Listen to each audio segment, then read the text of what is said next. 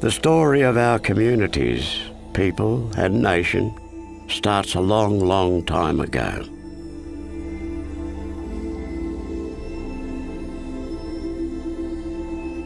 More than 60,000 years, in fact.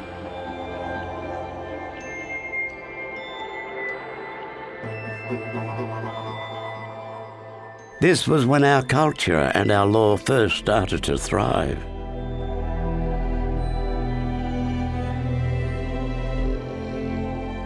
We knew who we were and where we belonged. We took care of each other, our land and our waters. We ate food that made us healthy, lived on country and abided by our laws and song lines. Our families, our children were happy, with strong minds and hearts, because they were where they belonged.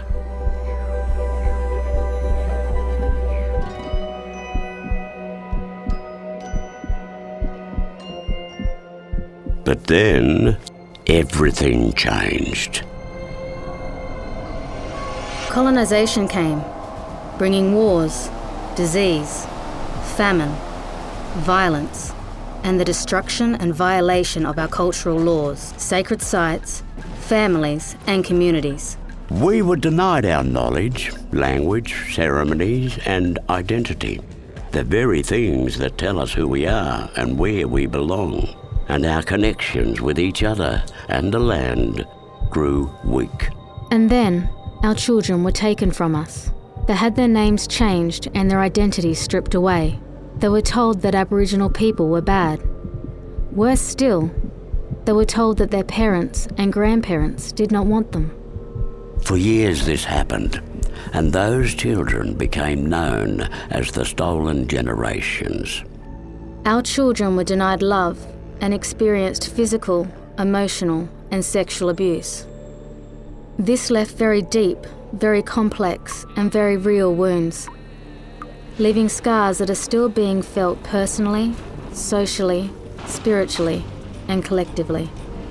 In the time when our story started, we were able to parent in the cultural way that has seen our families survive and thrive for generations. Our people were strong, and our culture flowed and healed us in times of hurt. But since the trauma of colonization and the stolen generations, we have not been able to heal in the same way.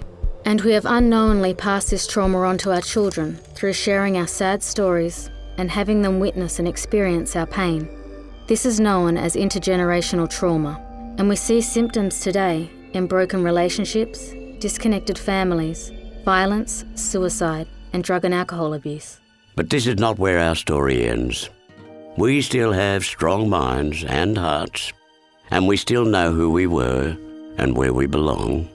By creating safe and strong communities together, supporting our families to be free from pain, returning to our culture and building a strength of identity, we can stop the cycle of trauma and bring about positive intergenerational change, so that we can continue to thrive for the next 60,000 years. There are simple things that we can all do to help heal our trauma. Visit healingfoundation.org.au to find out more.